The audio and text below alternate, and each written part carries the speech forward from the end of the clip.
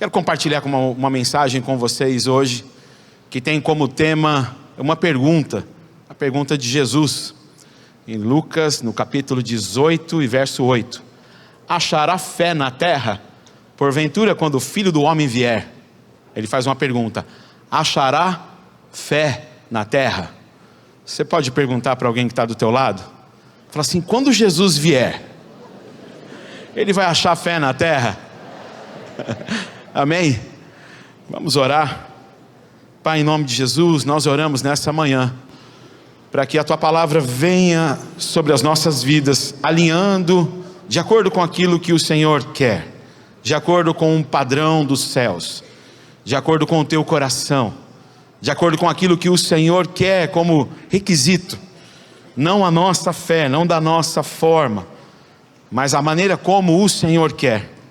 Que nós nos encontremos com o coração totalmente rendidos, dependentes, com um coração que ama expressar a Tua vida. Senhor, faz isso conosco. Nós oramos dessa maneira. Põe em nós a Tua fé, porque o Senhor é o autor e o consumador dela. Nós oramos assim, oro assim por cada um dos meus irmãos aqui nessa manhã, por aqueles que vão ouvir a mensagem depois também. E crendo que a Tua palavra, que tem todo o poder para transformar a nossa vida e nos dar de fato a fé que Cristo é autor e consumador. Amém, queridos? Bom, eu acho que eu já disse o texto. Lucas, no livro, no capítulo de número 18 e no verso 8.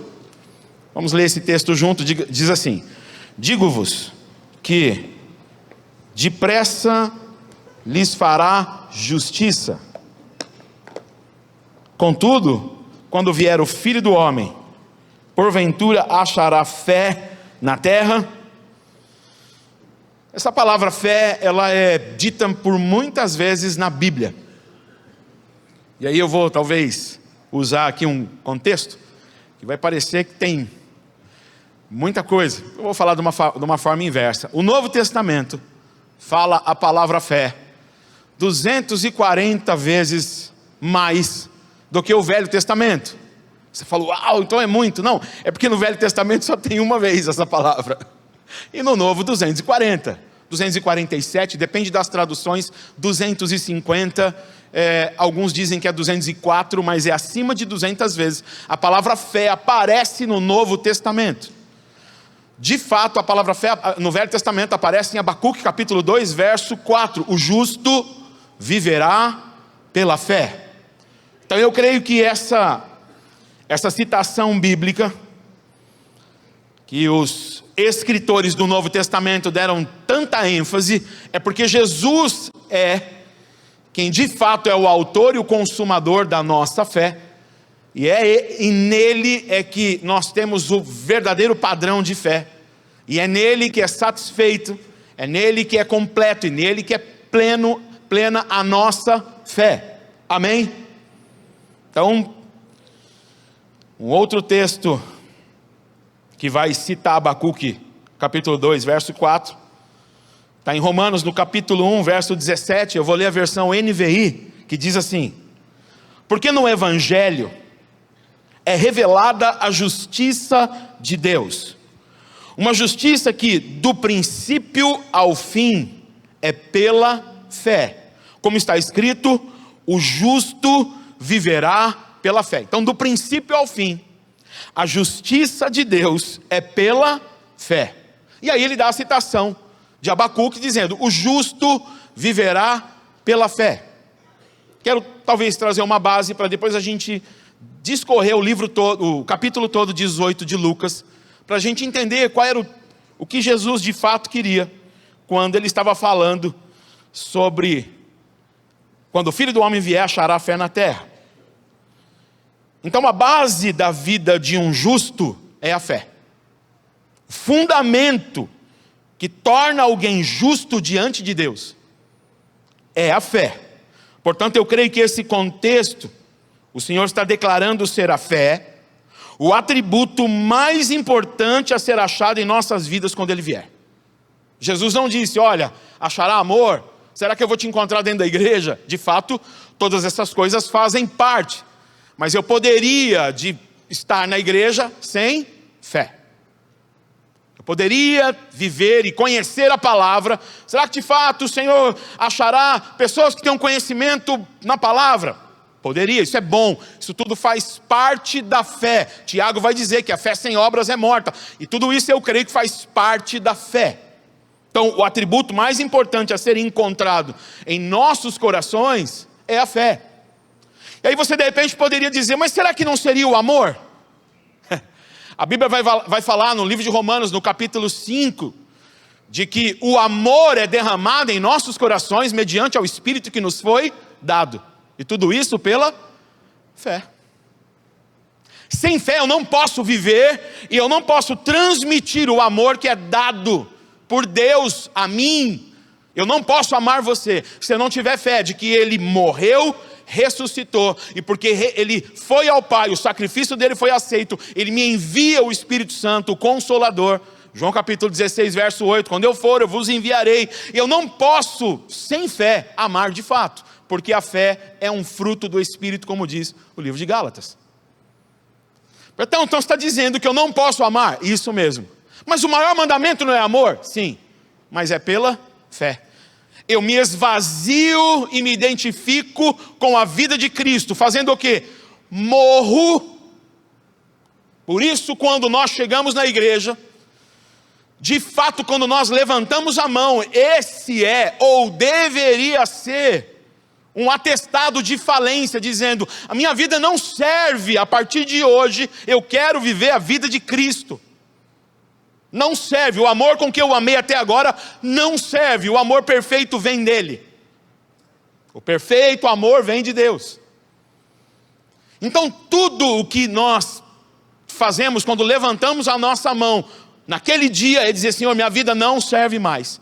De hoje em diante, eu quero viver a vida que Cristo preparou. Eu preciso morrer, eu preciso me identificar com a sua cruz e ressuscitar sendo um sacrifício vivo. E aí que é o ponto, que é uma coisa que é meio estranha. O sacrifício aponta para a morte, a palavra vivo para a vida.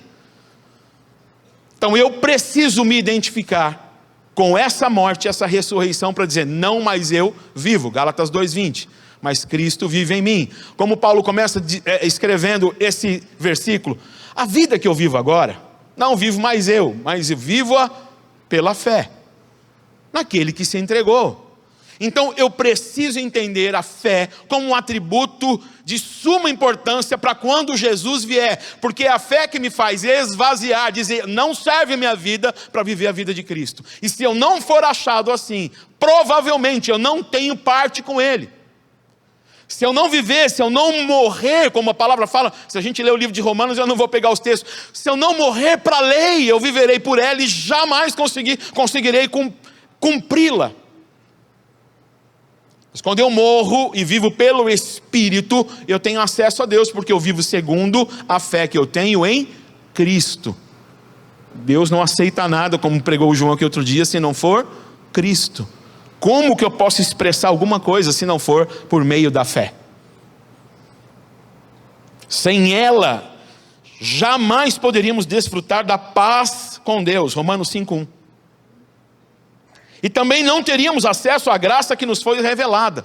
Em Romanos diz isso. Justificados, pois, pela fé, tenhamos paz com Deus.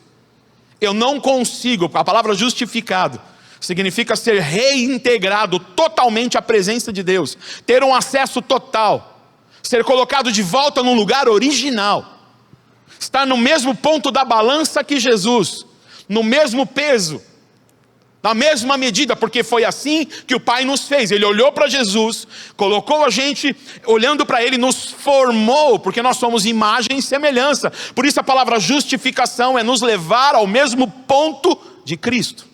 Nós não somos justos, mas porque abrimos mão da nossa vida e vivemos a vida de Cristo, somos feitos justos e justificados diante de Deus para que tenhamos acesso à vida dele. Eu não tenho acesso à vida de Deus enquanto eu não abro mão da minha para viver a vida de Cristo. Então onde está isso? Romanos capítulo 12, verso 1 e 2. Rogo-vos, pelas misericórdias de Deus, que vos apresenteis como sacrifício vivo, santo e agradável a Deus. Eu vou abrir aqui. Põe para mim na tela aí Romanos 12, 1 e 2.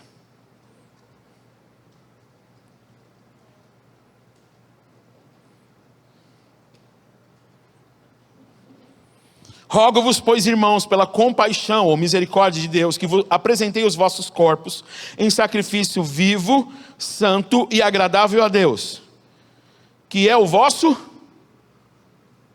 culto. Culto com entendimento. Peraí, nós estamos aqui de manhã fazendo o quê? Prestando culto. Mas o que a Bíblia diz que é culto? Quando eu morro e me apresento para servir como Cristo. Não existe culto enquanto eu não morro, porque todo culto no Velho Testamento tinha morte. Todo culto tem que ter entrega. É por isso que nossa mentalidade, nós vamos ver no verso 2, a nossa mentalidade é de que a gente vem na igreja para receber e não para entregar e morrer. Mas o culto é entrega, e esse é um culto com entendimento. E para ter entendimento eu vou para o verso 2 e falo assim: não sede conformados com este mundo, mas sede transformados pela renovação do vosso entendimento, para que experimenteis qual seja a boa, agradável e perfeita vontade de Deus. Enquanto eu não sou renovado no meu entendimento, eu nunca experimentarei a boa, agradável e perfeita vontade de Deus. Vamos tentar explanar um pouco esse ponto. Qual que é a questão de ser renovado na nossa mente, para que nós sejamos transformados? Quando eu tenho a minha mente renovada, eu consigo prestar um culto com entendimento. Mas por que eu não consigo ter a minha mente renovada? Eu não sei você, eu vou falar um pouco da minha vida. Desde que nós somos criança, nós vamos crescendo para uma vida de lucro, vantagem, o meu eu, os meus interesses, as minhas coisas, o meu dinheiro, o meu brinquedo, aquilo que é, e ponto. Nós somos criados assim. Eu não sei você, mas na escola onde a gente estuda, o padrão é esse. O trabalho que a gente arruma, nós trabalhamos, geralmente a gente vai, eu não sei como é que foi, eu me lembro que eu tinha por volta de 14 anos, eu cheguei para uns amigos meus, falei: cara, na tua empresa não está precisando de um trabalho? Ele falou: tá precisando de uma pessoa lá, você quer trabalhar lá? Eu falei: eu quero. Qual que era a minha motivação? Ganhar dinheiro. Ponto final. Eu não sei você, mas o meu era. Eu trabalhava de office boy. Trabalhei 4 anos de office boy. E eu só tinha uma visão: trabalhar? Não, dinheiro. É só isso. Por quê? Porque na minha mente está sendo inculcado esse padrão. Está sendo inculcado. Enquanto Jesus está criando os discípulos, Ele está gerando os discípulos, Ele está educando os discípulos, Ele está ensinando os discípulos, falando: vocês vão morrer, nós estamos educando os nossos filhos para ganhar dinheiro, para ter um bom trabalho, e não um bom testemunho às vezes. Não, você precisa fazer. Não é que é errado, querido. Não estou falando isso, não. Nós não estamos fazendo voto de pobreza. Não é isso. É que a mentalidade para nós, para trabalharmos, deve ser para cumprir a vontade de Deus e glorificar o nome dEle onde nós estamos. Eu não tinha consciência nem maturidade com os meus 14 anos, fora do padrão de Deus, para entender isso. Nós vamos entender que o trabalho, ele vai cooperar de todas as formas para que você e eu cumpramos o propósito de Deus. Jesus chama Pedro e fala: Pedro, vem cá. O que Pedro estava fazendo quando Jesus chamou ele? Pescando. O que Jesus chamou ele para fazer? Você vai ser pescador de almas. O trabalho de Pedro apontava para o propósito e não para o dinheiro. Só que a minha mentalidade não consegue ser renovada, porque está tão inculcado, que eu preciso de coisas, de um status, de posição, de um dinheiro, de uma promoção, de uma boa reputação, que eu nem consigo entender isso quando eu entro na igreja. Aí eu chego na igreja e falo: Senhor, muda a minha vida. Eu não levanto a mão para dizer: minha vida não presta mais. Eu levanto: dá uma melhorada. E diz: eu não posso melhorar a tua vida, porque eu não aceito a tua vida, eu só aceito Cristo. Aí você deve estar pensando: meu Deus, as últimas mensagens têm sido só assim. Que bom, querido, porque está renovando a nossa mente. Para quê? Para que a gente seja transformado e, por misericórdia, experimentemos a vontade de Deus, boa, agradável e perfeita. Aí quando nós renovamos essa mente, nós conseguimos de fato prestar um culto. O culto racional. A oferta que foi dada, como o escritor de Hebreus fala, sombra. As coisas que foram passadas, sombra daquelas que haveriam de vir. Morte, ressurreição, identificação com Cristo. Toda a glória a Ele, não a mim. Mas pastor, e a mentalidade de lucro? Morrer para mim é lucro, disse Paulo. E viver? Viver é Cristo. E o que é Cristo? Cristo é morrer. Eita, não tem escapatória. Só que a nossa mente não se renova. Por quê? Porque nós estamos tão acostumados. E aí a gente vai para um trabalho, a gente quer uma promoção. Por que eu quero aquela promoção? Dinheiro. Pastor, mas não é bom dinheiro? Diz a Bíblia que é a raiz de todos os males. Ou, não ele, o amor a ele. Aí a questão é que a gente tem que muitas vezes perceber se nós estamos agindo por amor a ele ou por amor a Deus. Senhor, me ajuda na empresa onde eu estou, para que eu possa propagar o teu nome e glorificar o teu nome. E o salário? Senhor, o senhor sabe.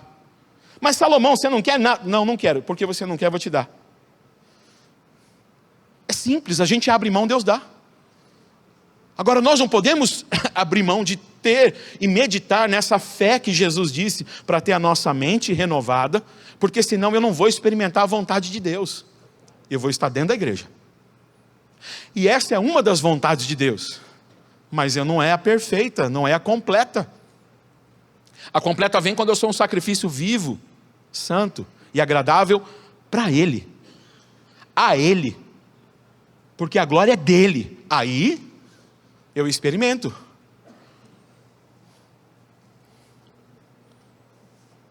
Portanto, a fé é o meio pelo qual nós cremos na morte e ressurreição de Cristo. Não somente como uma forma de confissão, mas de identificação com a morte. E ainda mais em obras. Pois como diz Tiago, porque a fé sem obras é morta. Ah, eu creio em Jesus, mas e as minhas obras? E as minhas obras? Essa semana passou, uma das semanas que passou, eu estava dando uma aula aqui de salvação e falando sobre justificação aula. E eu fiz uma pergunta para o pessoal, eu trouxe até uns papéis impressos. Como é que é seu nome? Michel e a? Karine. Vocês são casados? Quanto tempo? 11 anos, olha aí, os dois responderam junto, ainda bem, sorte do Michel. Aleluia. Foi o Marcão que fez o casamento de vocês? Que bênção, glória a Deus. Se eu desse 2 ingressos para vocês irem para o cinema, vocês iriam? Iria, né? Legal, né? Então tá bom, eu vou me comprometer a dar 2 ingressos para o Michel e para a Karine ir para o cinema. Agora a minha pergunta, por que vocês iriam? É só... Tá, mas é só um papel que eu vou te dar. É só um papel. Por que você crê que aquele papel vai te dar direito aí no cinema? Porque é um ingresso, tá? E o que tem nele? Legal, muito bom. É isso aí. Mas, quem te garante que ele dá de fato acesso? Gostei. Eu não sou tão confiável. Mas ele está dizendo, o Michel está dizendo, que por que ele vai lá no cinema? Porque está escrito. Só que está escrito na Bíblia que a gente tem que morrer, a gente não se move para isso. É fácil confiar num ingresso para o cinema, mas eu não consigo confiar na Bíblia dizendo que eu tenho que morrer. E andar como um justo. Quando eu der o ingresso para eles, que está prometido, tá? Até 2029. Não, brincadeira. Quando eu der o ingresso para eles, eles têm que provavelmente, vão para casa, vão programar, vão se trocar, e eles têm que sair da casa deles para ir até o cinema, porque a fé sem obra. Eu ganhei um ingresso. Olha, eu tenho essa promessa. Olha, Jesus falou que eu sou justo. E por que eu não vou até o cinema? E por que eu não ando como um justo? Por que eu não me importo como... Eu não me comporto como um justo, mas eu me conformo com esse mundo? Porque aqui, batendo, eu estou conformado com esse mundo. É tão fácil me conformar com os prazeres desse mundo. É tão fácil que eu me movo por eles até dentro da igreja. E aí os meus pedidos para Deus não é, Senhor, eu quero morrer. Não, eu quero viver. Ai de mim. Eu quero ver uma placa, pare de sofrer, e está tudo certo. Essa foi forte, não me aguentei. Só que eu preciso entender que tanto Tiago quanto Paulo falam, eu tenho prazer nas tribulações, eu tenho prazer no sofrer por Cristo. E é por meio do sofrimento que Cristo foi aperfeiçoado, diz o escritor de Hebreus. Por que eu vou parar de sofrer? Quem tem que parar de sofrer é o Espírito Santo, que sofre para me convencer que eu preciso morrer. Misericórdia, né? Está pesada essa conversa, né? Está pesado para a gente que é vivo. É só para mim. Gálatas 2,16 diz assim: sabendo, contudo, que o homem não é justificado por obras da lei, mas sim pela fé em Cristo. Temos também crido em Cristo Jesus para sermos justificados pela fé em Cristo, e não por obras da lei, pois por obras da lei nenhuma carne será justificada. Então pensa, não é o que você faz, mas o que eu faço está de acordo com a palavra. É fé, é rendição, não é você, é Cristo. Assim nós andamos como justos, assim nós pegamos esse ingresso para uma vida nova, me levanto e vou até ela.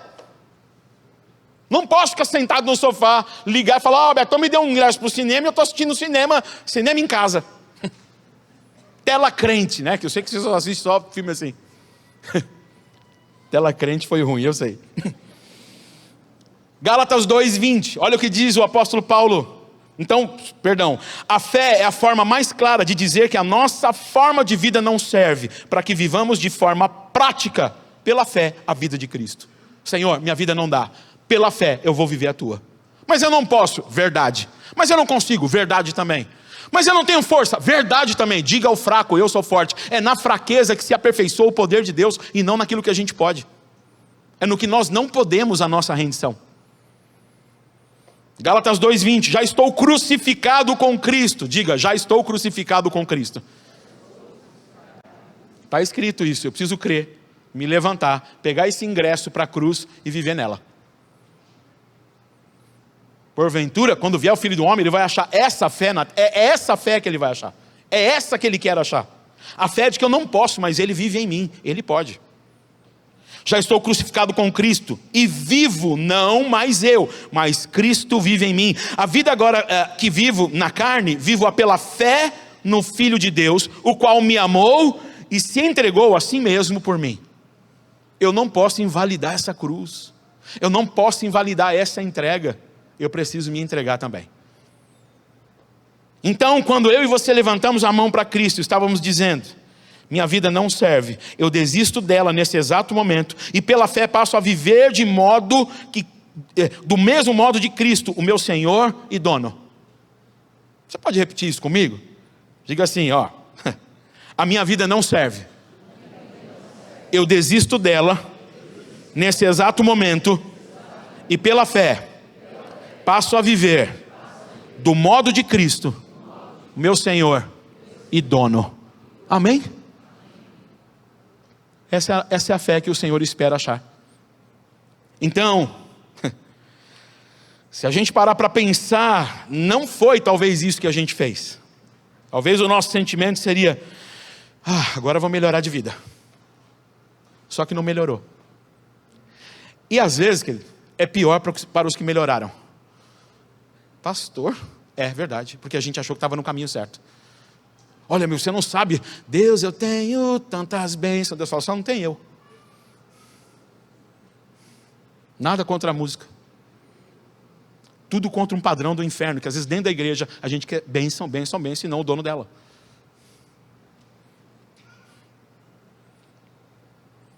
Então, às vezes ele fala, meu sofrimento vai parar.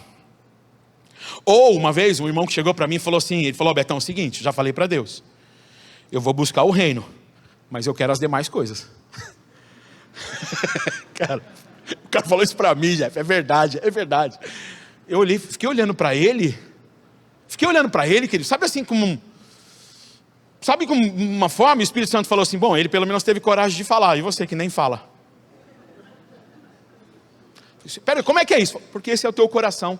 Muitas vezes você está buscando o meu reino porque você não quer o meu reino, você quer as demais coisas. Ele teve coragem de falar, mesmo sendo uma declaração errada. Você se passa por religioso que fala, Senhor, eu quero a ti. Você não quer, você quer as bênçãos.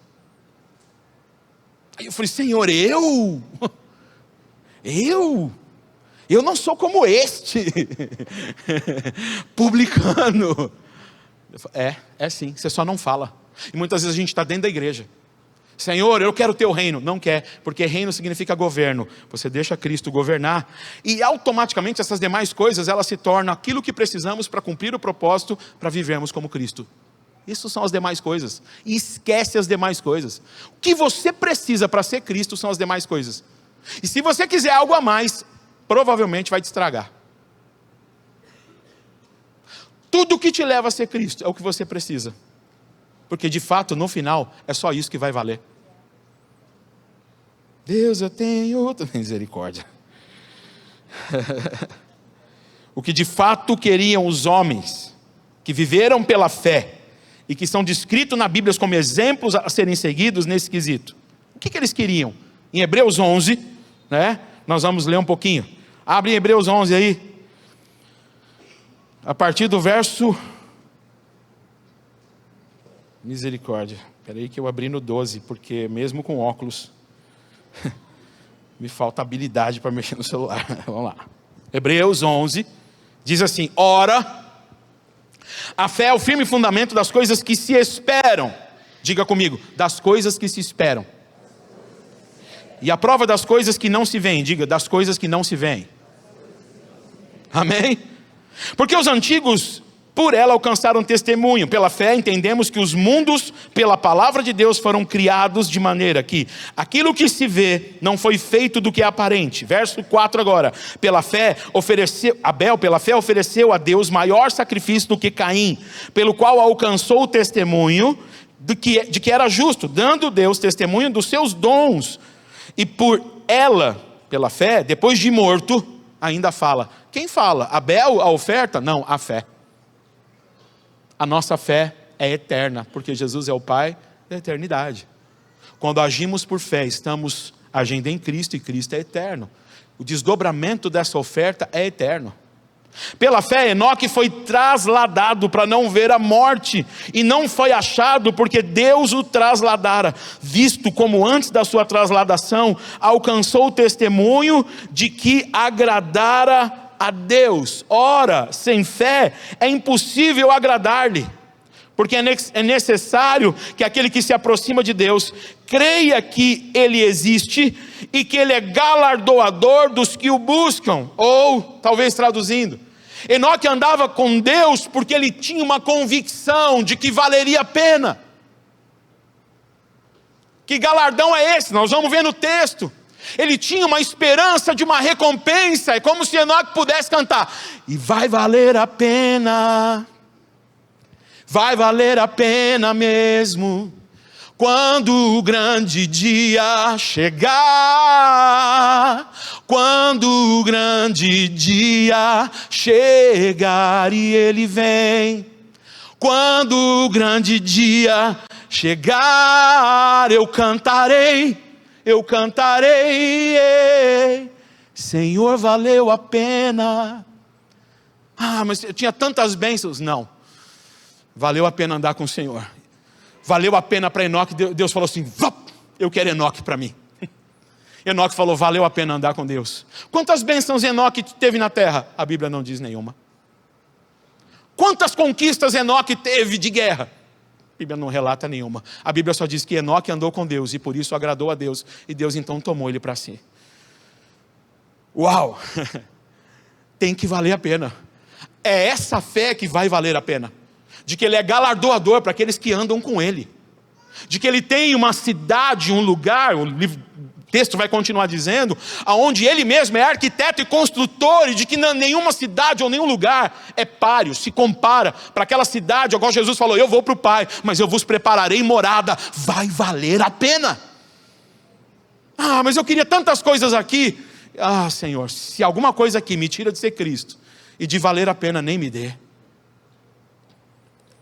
Vamos continuar no texto.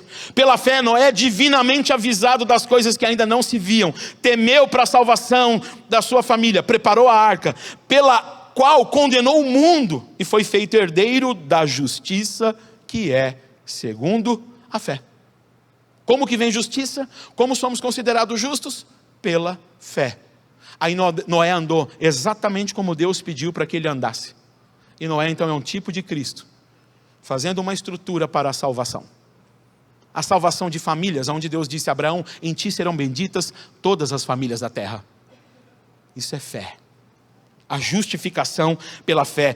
Verso 8, pela fé Abraão, sendo chamado, obedeceu, indo para um lugar que havia de receber por herança, e saiu sem saber para onde ia. Michel e Karine sabem que vão para o cinema. Abraão nem sabia.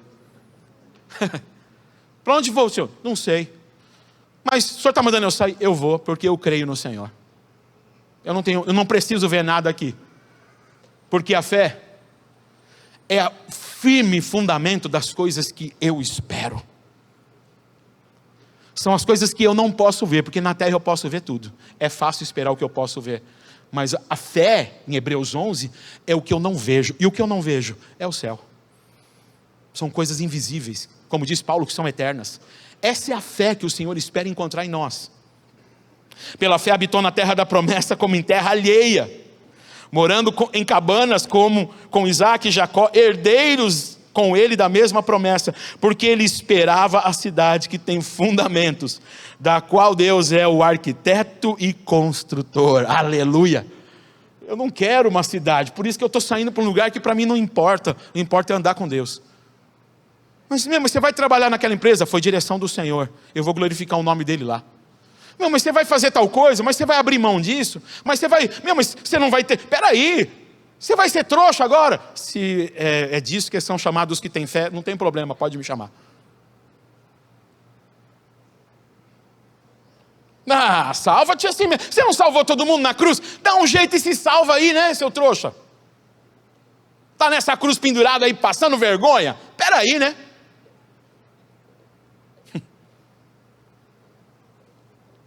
Pela fé também a mesma Sara recebeu o poder de conceber e deu à luz já fora da idade, porquanto teve por fiel aquele que o tinha prometido. Por isso, também de esse já amortecido, descenderam tantos. Aí eu vou perguntar para você, por que Deus chamou Abraão para ter tantos filhos? Por um motivo, porque ele não podia ter.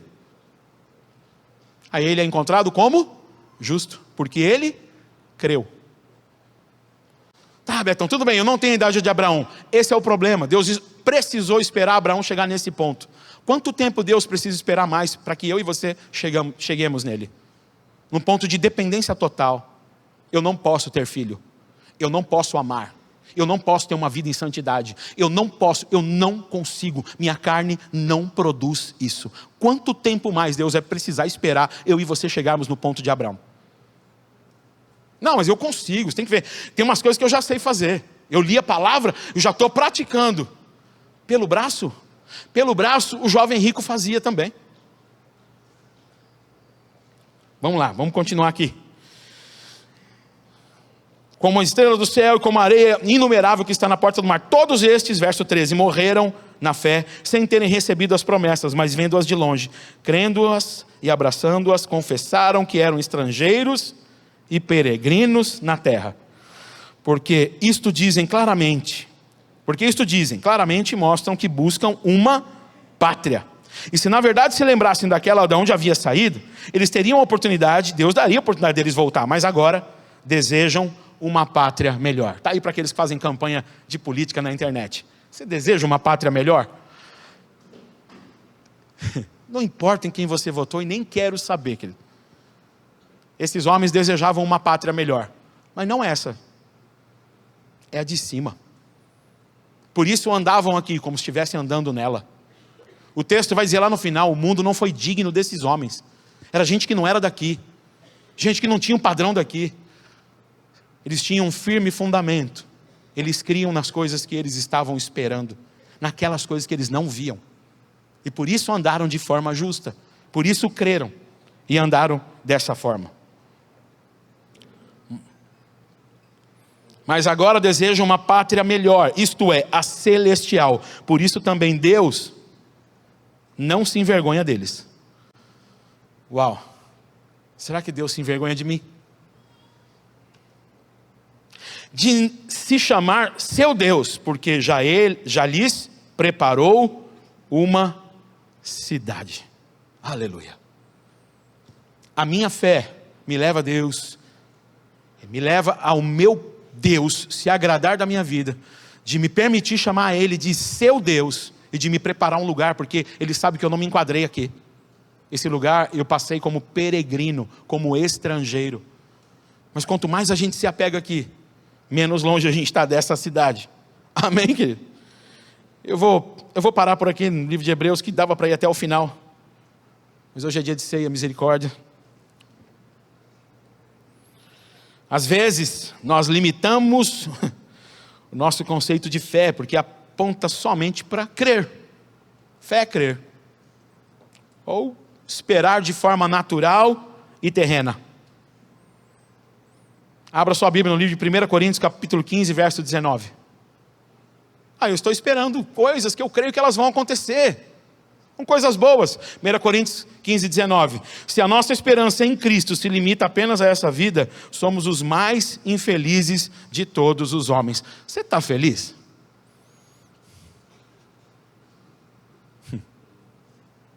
Às vezes a gente não está, né? Então continuemos em Hebreus 11, com o olho em 1 Coríntios 15, 19. A fé não pode ser a esperança aqui. A fé que Jesus espera encontrar não pode ser. Olhemos para o texto também que nos norteia, que é Tiago 2,17. Assim também a fé sem obras é morta. É morta em si mesma. Vejamos nesse texto que Tiago descreve. Que na verdade a fé do texto de Tiago é a expressão do amor de Deus. Olha, você tem fé? Tá, então se você vê teu irmão com uma necessidade de não ajudar, tua fé é morta. É esse tipo de fé que eu creio que parece que se identifica mais com Jesus. E não com a fé de que a gente vai ser nada contra, tá? Promovido no trabalho. Promoção no trabalho diz respeito até preparo. Eu já conversei com algumas pessoas, que as pessoas falam, Betão, eu tenho certeza, estou num trabalho que eu não mereço. É muito mais do que eu merecia. Eu tenho certeza, Deus faz isso. Só não se esqueça que se você tem essa concepção, é para você glorificar o nome dele lá. Só isso, não tem outra. Não, mas Deus tem me abençoado, o salário que eu ganho é muito maior do que eu mereço. Então, é Deus te falando, eu posso te prover. Eu posso liberar o céu sobre você. Você pode liberar o céu sobre essas pessoas? É só o que eu quero. A fé então, a fé de Tiago é a fé que me leva a expressar com obras o amor de Deus, a vida de Deus, o padrão de Deus, o perdão de Deus, a generosidade de Deus. Isso é fé. Eu creio que Ele me sustenta, eu posso abençoar qualquer pessoa. Porque a fé sem obras é morta. Leia o livro de Tiago 2, você vai perceber que não tem outro contexto. Não tem.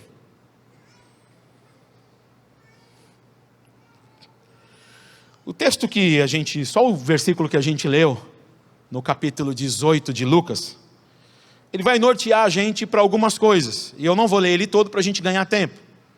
Mas desde o verso 1, coloca aí Lucas, só Lucas 18, verso 1.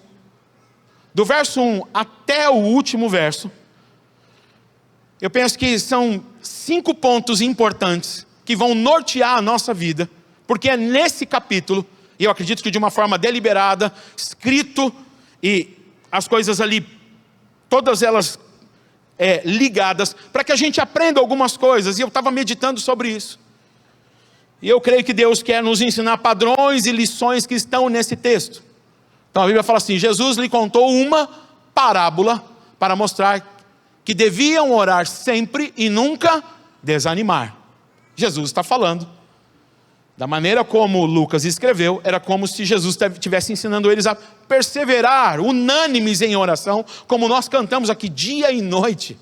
Noite e dia, em todo tempo. Então Jesus propõe para eles, não precisa ler, uma parábola de uma viúva. Eu vou contextualizar. E essa viúva agora, ela chega na casa de um juiz, e ela vai bater lá na porta dele e fala, julga a minha causa. julga a minha causa. Eu tenho uma causa contra um adversário, eu estou sofrendo, o senhor pode julgar a minha causa? E disse que ele nem atendia ela, e ela insistia para ele, e ela não atendia. Chegou uma hora que ele falou, vou atender essa mulher, contextualizando, porque senão ela vai ficar me importunando aqui o tempo inteiro. Jesus fala, olha esse juiz, injusto, atendeu ao clamor dessa mulher, quanto mais o Pai também não atenderia o clamor daqueles que fazem isso de dia e de noite, para lhes fazer justiça. Aí nós vamos para o verso 8, que ele fala assim, porventura, quando o Filho do Homem vier, ele achará esse tipo de fé na terra? Eu quero tentar talvez enquadrar para nós, por que Jesus usou uma parábola de uma viúva? Vamos olhar para o contexto bíblico, do povo judeu. Quem eram as viúvas? Pessoas fracas, desprovidas, sem sustento, muitas vezes. Pediam esmolas, donativos. A igreja primitiva tinha que levar comida na casa delas. Elas não tinham voz na sociedade. Elas não tinham direitos. E Jesus está falando, você está vendo como você tem que chegar diante de mim? Porque muitas vezes a gente chega com, não, porque ó, eu agora determino. Determinar o quê? Isso já está tudo determinado por ele. Então eu penso que ele usou o exemplo de uma viúva, para que a gente se identifique, que nós também não, se não tivermos dele a provisão, não temos nada. Se o justo juiz não nos atender, nós não temos sustento, nós não temos voz, não pode ser ouvida a nossa voz, nós não temos absolutamente nada que nos possibilite chegar até um juiz, chegar diante do trono da graça, chegar até o Rei dos Reis, aquele que legisla, aquele que tem toda a terra. Nós não temos. Então Jesus vem e usa o exemplo de uma viúva. Por quê? Para mostrar para a gente como a gente deve chegar diante dele. E não para requerer um direito, mas para falar, por favor, eu tenho uma causa contra o meu adversário. E eu não penso que isso deve ser algo pessoal. Eu tenho uma causa contra o meu irmão, me ajuda aí. Essa é uma figura para entender que o adversário das nossas almas nos acusa por aquilo que de fato somos. E que se não for pela fé, morrendo para nós e vivendo para Cristo, nós seremos vencidos, encarcerados. Então nós devemos ir diante do Senhor e falar, eu não tenho como vencer essa causa, eu não tenho como vencer o pecado, eu já tentei, eu tenho vícios na minha vida que eu não venço, eu tenho prazeres que eu não consigo largar, me ajuda-me contra essa causa, contra o meu adversário. Só que a gente não faz isso. Nós achamos que a gente consegue dar um jeito de vencer, e não consegue. Misericórdia da minha vida. Viúvas eram vulneráveis. Eu não sei se você sabia, mas quando elas perdiam os maridos, se tivesse uma dívida, ela tinha que vender as propriedades dela, ou vender até os filhos, para pagar a dívida. Já pensou uma coisa dessa? Sabe que a gente está falando, Senhor, me ajuda, porque senão é perigoso eu perder até a minha descendência, da maneira como eu tenho vivido na igreja.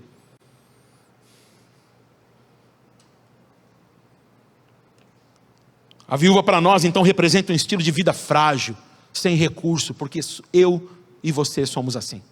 Nós não temos nada. João 15,5, sem mim nada podeis fazer. A gente não acredita nisso.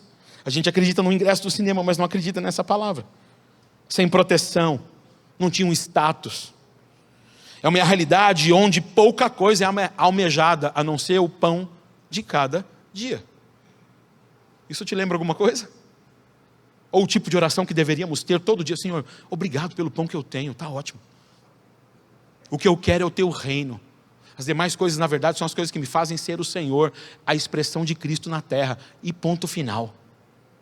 Porque não pode ser demais coisas boas, aquelas que me tiram da tua presença. Será que Jesus não está nos alertando para um estilo de vida que Ele espera que a gente tenha? A nossa própria vida, nosso relacionamento, nossa oração com Ele, Ele é o justo juiz. Será que a gente consegue viver pela fé, a fé na qual Jesus espera que tenhamos, e Ele espera encontrar quando voltar? Se a gente não viver diante de Deus com esses atributos da viúva, Senhor, atende a minha causa, Senhor, me ajuda, Senhor, me socorre, Senhor, misericórdia. Eu não consigo, o Senhor consegue. Amém, eu vou fazer. Isso é fé. Segunda parte é que ele continua a parábola falando sobre o publicano e o fariseu. Eu vou falar sobre o publicano. Quem era o publicano? Para você que já assistiu The Chosen, você sabe. Era o Mateus. O publicano, eles eram judeus contratados por Roma para cobrar impostos do próprio povo judeu. Então ele fazia isso cobrando dos seus irmãos. Então geralmente eles eram repudiados e muito odiados porque eles trabalhavam para a nação que dominava o seu povo. Mas também tinham uma conduta injusta, corrupta. Na maioria das vezes os publicanos cobravam a mais impostos para ficar para eles. E isso fazia com que ele fosse odiado. Ele fala, por que Jesus usou então um publicano para exemplificar isso? Ele começa, tem misericórdia, Senhor, tem misericórdia. Por quê? Porque se tinha alguém que tinha consciência de que ele deveria de fato ser repudiado, odiado e não perdoado, era um publicano. Por isso ele vai para o Senhor e fala, tem misericórdia de mim, tem misericórdia. E muitas vezes nós não chegamos diante de Deus com essa consciência de que eu não teria direito, eu sou um repudiado por conta do pecado. Eu sou alguém que deveria ser odiado, inimigo de Deus, inimizade de Deus é o pecado. E eu muitas vezes não chego com essa consciência. Ele fala, eu gostaria que você chegasse, porque essa consciência que revela a fé que você deveria ter. Não havia um justo sequer, todos pecaram, destituídos foram da glória de Deus. Eu merecia morte, mas por misericórdia, eu entendo isso, Senhor, eu merecia morte, eu merecia ser odiado, afastado, eu merecia ser jogado fora, mas o Senhor me acolheu e como filho, e me deu tudo o que eu preciso para ser a expressão de Cristo, pela fé. Quando eu tenho esse atributo de reconhecimento de que eu não mereço, porque infelizmente é isso, a gente acha que merece. Eu não tenho a consciência de que eu sou o pior dos pecadores, como Paulo mesmo, sendo o apóstolo, disse que ele era. Dos pecadores, eu sou o principal. Publicano, ele sabia que deveria ser odiado. Nós muitas vezes chegamos diante de Deus e a gente fala, não, mas olha, mas porque Deus é amor. É verdade que se não fosse assim ele não me aceitava, mas qual que é a minha consciência de gratidão, porque eu deveria ser odiado? E eu não tenho essa consciência. E aí eu chego igual o fariseu. Eu dou o dízimo, eu estou na igreja, estou na célula, participo do louvor, vou para o encontro, eu prego para as pessoas de vez em quando no ponto de ônibus, eu também dou algumas ofertas, às vezes dou até esmola, eu às vezes oro na célula, oro para comer, oro no café, eu oro quando alguém me fecha no trânsito, aí é forte. Então eu sou melhor do que aquele cara, que ele sim deveria ser odiado. Olha só a nossa consciência, e a gente chega assim diante de Deus. Eu mereço tudo, porque agora eu tenho Jesus. É esse o ponto. Jesus é o tudo que eu precisava ter. Misericórdia, né? Então, o primeiro ponto que a gente vai olhar é a viúva. Segundo, é que nós precisamos ter a consciência do publicano. O publicano, ele era alguém que tinha consciência de que merecia o ódio e o desprezo por conta da sua forma de vida, mas recebeu amor e misericórdia, recebeu graça, recebeu favor, recebeu vida, recebeu perdão. A Bíblia fala que aquele homem saiu de lá justificado e foi para sua casa justificado. Ele foi reintegrado à presença de Deus. Ele foi colocado no mesmo patamar agora de Jesus. Misericórdia, como alguém pode fazer isso comigo? É isso mesmo, tem que chegar assim igual publicano. E aí em terceiro ponto, nós vamos ter mais, depois desse mais dois. Senhor, para o relógio. São as crianças. A Bíblia fala que Jesus, ele terminou de contar essas duas parábolas, diz então que traziam a ele muitas crianças, e eles chegam, imagina as crianças chegando. Você já imaginou como é que deve ser muitas crianças e Jesus? Aquela bagunça, aquele corre-corre, gritaria. Mas as crianças não foram sozinhas, levaram elas. Dá a entender que os discípulos começaram a impedir que eles chegassem, que não era algo comum, as crianças não ficavam no lugar onde os mestres estavam ensinando. Provavelmente eles não tinham esse costume, eles não tinham essa forma. Então os discípulos olhando, falaram: para, segura aí, porque as crianças vão fazer uma bagunça só. E Jesus falou: ei, para, não impeçais as crianças de virem até mim. Eu quero abençoar a vida delas. Até porque vocês precisam entender que delas é o reino dos céus, e que se vocês não estiverem tal como uma criança, não recebereis o reino. Jesus contou 2 parábolas e agora ele está falando sobre outros atributos que nós devemos ter. O atributo das crianças. Antes de entrar no atributo das crianças, eu quero falar a frase de Jesus. Ele falou: trazei-as a mim. Aí eu vou perguntar para você que é pai de criança: você tem levado o teu filho até Jesus? Ah, pastor, você tem que ver. Na hora que porque eu oro em casa, o que eu faço com o meu filho? Eu deixo ele assistindo a galinha pintadinha e ele me dá um sossego para orar. É tão engraçado quanto real. Quantos pais estão na igreja, mas eu oro, estou lá na célula. Enquanto ele está na célula, em vez do filho estar na célula, o filho está no TikTok. Não, porque assim pelo menos ele me dá sossego, né, pastor? Eu preciso orar, né? Minha vida com Deus é mais importante. Não, porque assim, eu já falei: meu filho, minha hora de orar é sagrada. Então, vai, entra no seu quarto lá, vai assistir sua internet. Não importa. Eu não quero nem ver o que você está fazendo. Eu não vou nem olhar o que você... Não importa, pode ser que você está acessando pornografia, pouco importa, você vai me dar um pouco de paz. Trazei a mim as crianças. Jesus falou: traz a mim. Eu quero que vocês tragam ela a mim. Não impeçais as tais de vir. Não criem barreiras. Não criem isso. Porque sabe o que acontece, querido? Vamos voltar para Romanos 12? Conformado.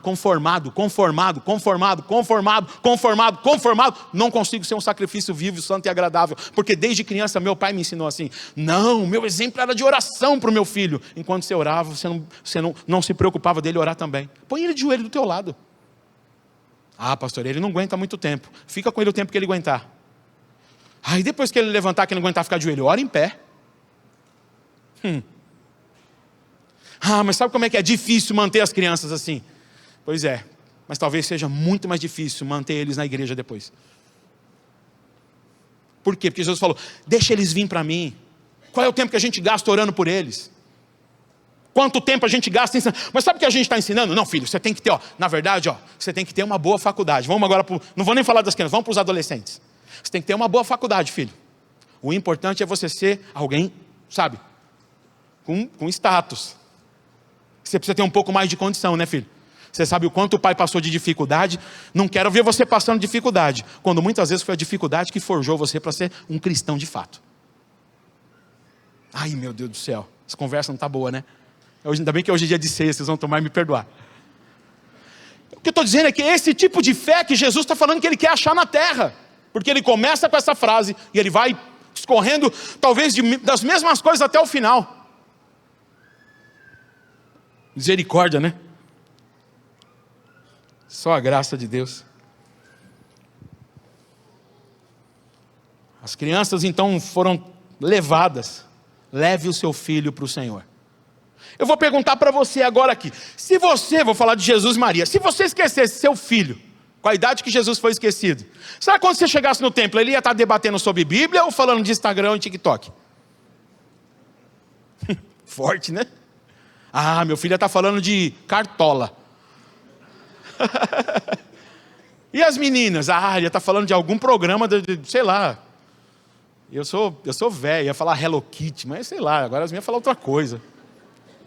Será que se nós esquecêssemos os nossos filhos com a idade de Jesus, com 12 anos no templo, eles estariam debatendo Bíblia, porque esse era o estilo de vida de Jesus? Não foi um anjo que foi lá e botou a asa em cima de Jesus e fez ele é o ser bíblico. Não, José ensinava a palavra para Jesus, porque era incumbência dos pais ensinar a palavra para os seus filhos. Jesus falava 4 idiomas, porque era incumbência dos pais ensinar os idiomas para os filhos. Jesus tinha uma profissão, carpinteiro, porque José era carpinteiro. Provavelmente José estava sempre com Jesus do lado. Por quê? Porque esse não é meu filho, eu vou prestar conta dele. Ele não é meu e eu preciso cumprir com o propósito que Deus me deu para poder servir a vida dele, e ele cumpriu dele. Pai, você sabia que você vai... Os pais, pai e mãe, mas somente o pai homem, que você vai prestar conta do seu filho? Sabia?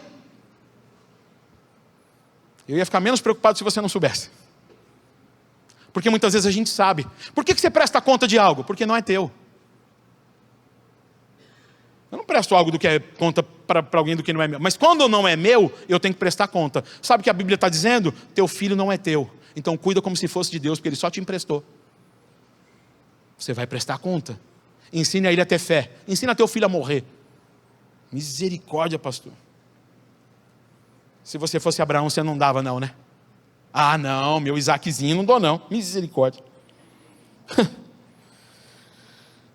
Misericórdia.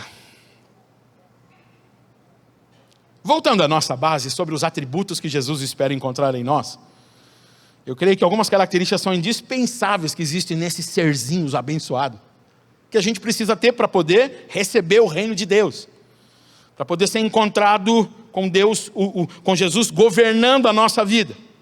Primeira coisa é pureza nas motivações. A motivação da criança é pura. Eles nem têm maturidade necessária para almejarem algo além. Eles não querem lucro, vantagem.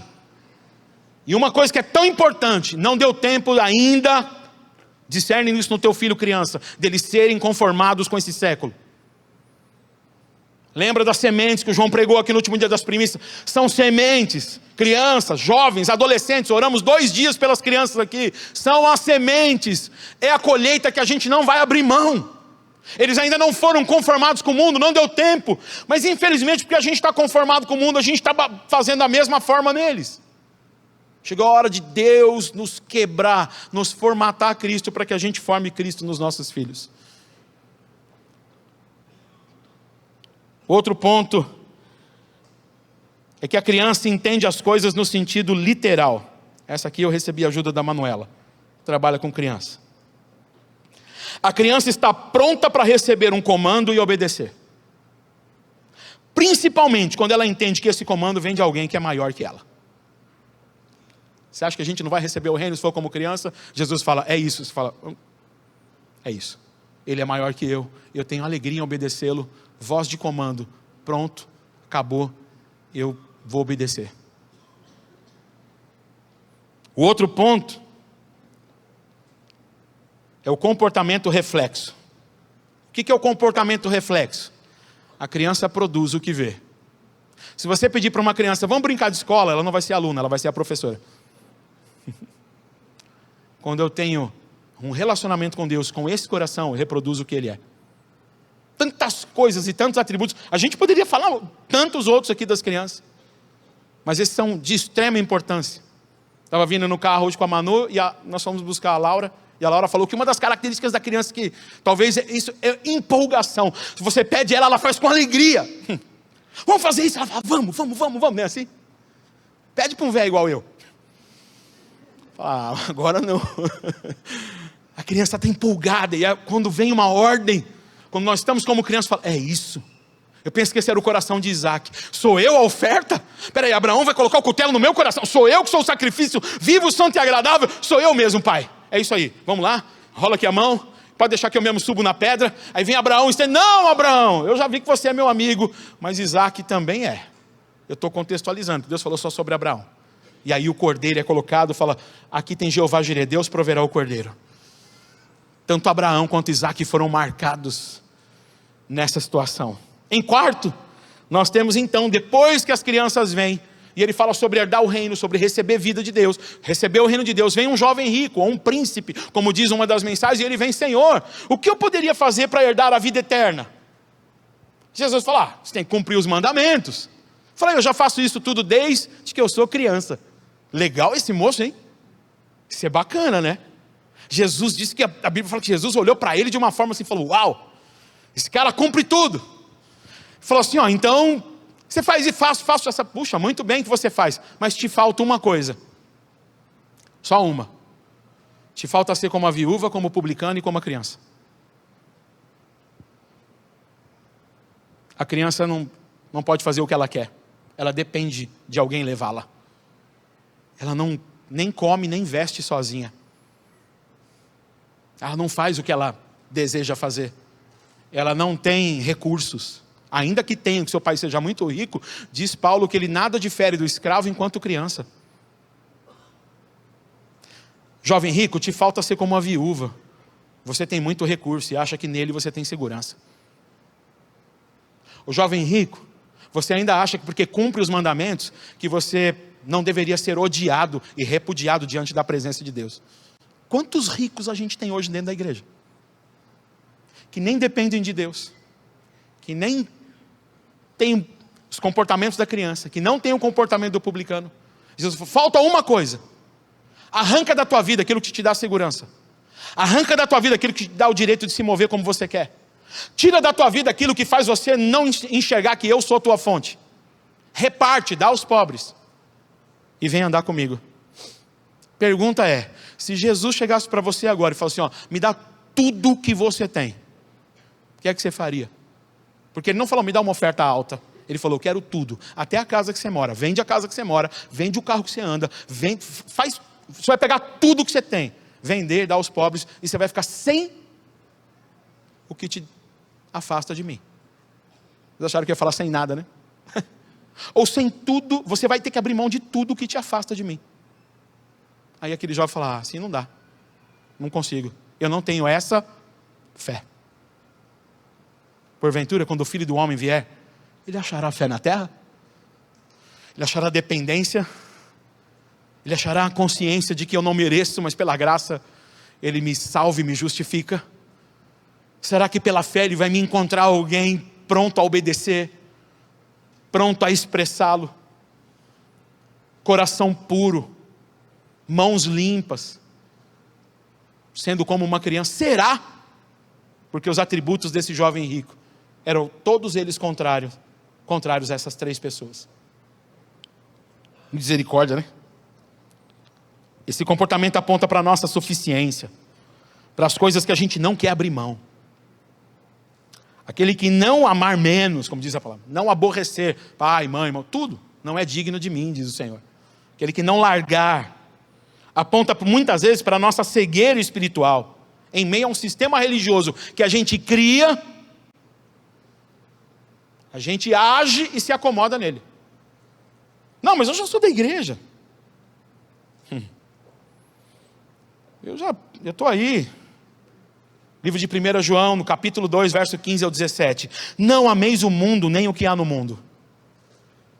Se alguém ama o mundo, o amor do Pai não está nele. Porque tudo o que há no mundo, a concupiscência da carne, a concupiscência dos olhos e a soberba da vida, não vem do Pai, mas sim do mundo. Não pode o desejo pelas coisas do mundo vir do Pai. Ela vem do próprio mundo. Verso 17, para a gente terminar. Ora, o mundo passa e a sua concupiscência, mas aquele que faz a vontade de Deus, permanece para sempre. O jovem se entristeceu do pedido e foi embora. 1 João 5,4, porque todo que é nascido de Deus, vence o mundo. E é esta a vitória que vence o mundo, a nossa fé. Porventura, quando o Filho do Homem vier, ele achará uma fé que vence o mundo? A fé que clama única e exclusivamente ao juiz, ao rei, ao Senhor e dono. Uma fé que é como um grão de mostarda que não se mistura com nada. É pouco no seu tamanho, mas mesmo pouco entrega tudo o que tem e se torna a maior das hortaliças, aninhando árvores, não só para ela, mas para aqueles que vêm. Esse é o tipo de fé que ele espera achar. Se olharmos para os requisitos anteriores, a gente vai perceber que era exatamente o que o jovem rico não tinha. E por último, misericórdia. E em quinto lugar, nós temos um cego. Jesus então sai dali e vai para Jericó. Os cegos eram pessoas também vulneráveis, e por todo o contexto natural e espiritual, em sua maioria, como o próprio texto diz, em Lucas 18, lá no final, eles mendigavam para sobreviver. Muitas vezes eram considerados malditos pela sua condição física. Isso aí é uma maldição, ele deve ter pecado. Ou ele ou os pais pecaram. Lembra do jovem cego de nascença? Era assim que eles olhavam. Eu não sei se você sabe, mas um cego, ele poderia ser desprezado, ele poderia ser abandonado quando ele tinha 13 anos, se a família dele quisesse assim. Com 13 anos ele ficava na rua. Ó, você não mora mais em casa, que você tem uma maldição na tua vida, pode ficar na rua. E é por isso que eles ficavam mendigando. Se tivesse comida em casa, não precisava ficar mendigando. Olha só essa questão. Então ele era cego. Você já imaginou agora a raiva dos fariseus quando Jesus falou: vocês são guias cegos. Vocês têm uma cegueira espiritual. Ficaram possessos da vida, endemoniados a ponto de querer matar Jesus.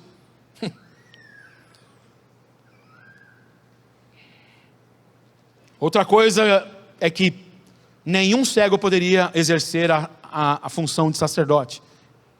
Eles não poderiam ser sacerdotes no templo. Sua cegueira era considerada tão maldita, tão maldito pelo povo judeu, que os fariseus ficaram endemoniados. Agora, por que ele clamava filho de Davi?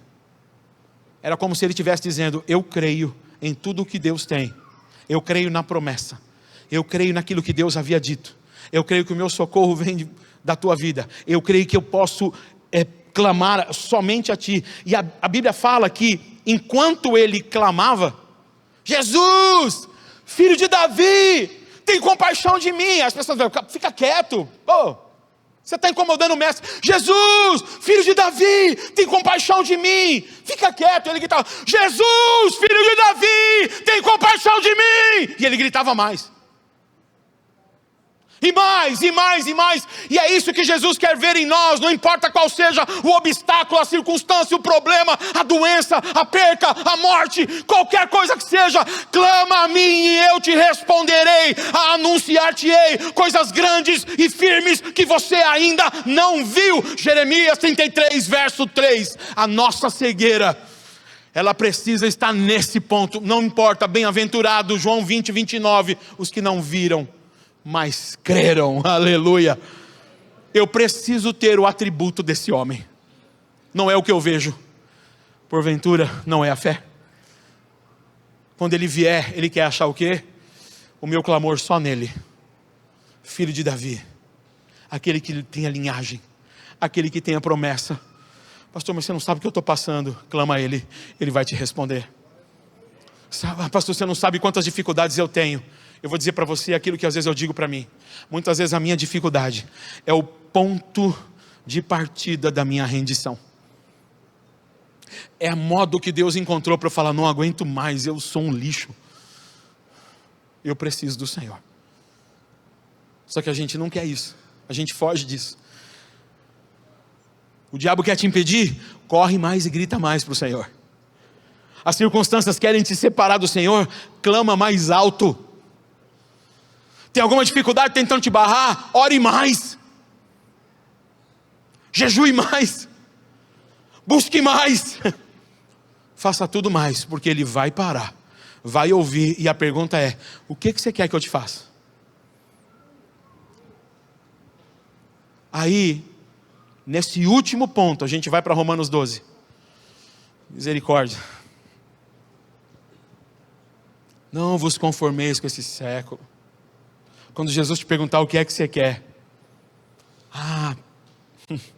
Nossa, eu queria, olha, Deus, eu tenho tantas bênçãos. Deus fala: para com isso. Não são as bênçãos. Aí ele fala: eu quero ver. Qual foi a maior recompensa daquele homem? Porque aqueles que se achegam, é necessário que creia que Ele é recompensador. Vai valer a pena. Jesus falou: então veja, eu penso que aquela foi a maior vitória daquele homem.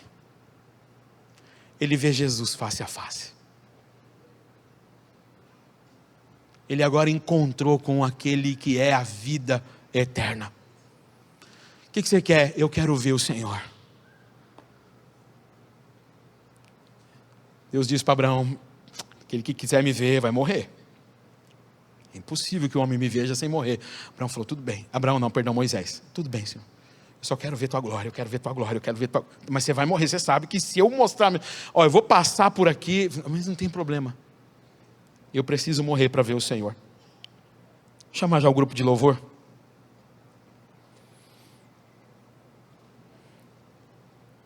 Clame até ter revelação do padrão dos céus e viver esse padrão de fé. Senhor, eu quero ver dessa forma.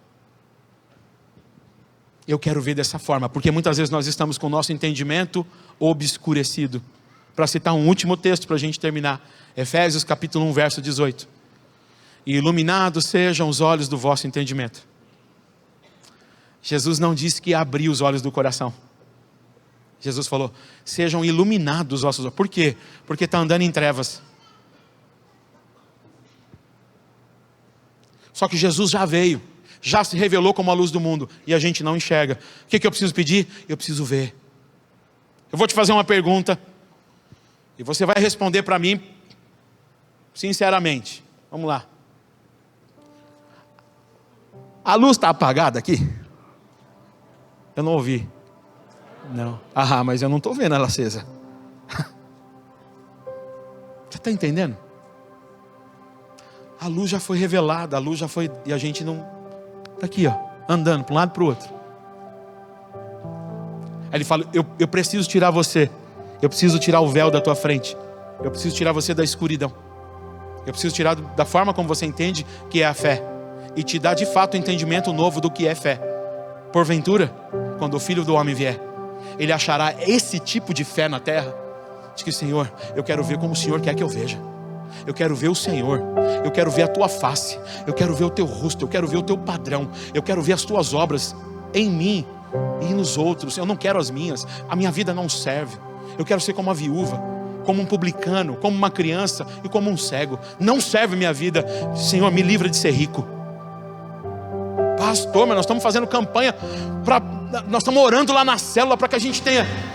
Eu não estou falando de dinheiro aqui, eu estou falando de coisas que nos prendem a ponto de nós não abandonarmos e nos impede de seguir o Senhor.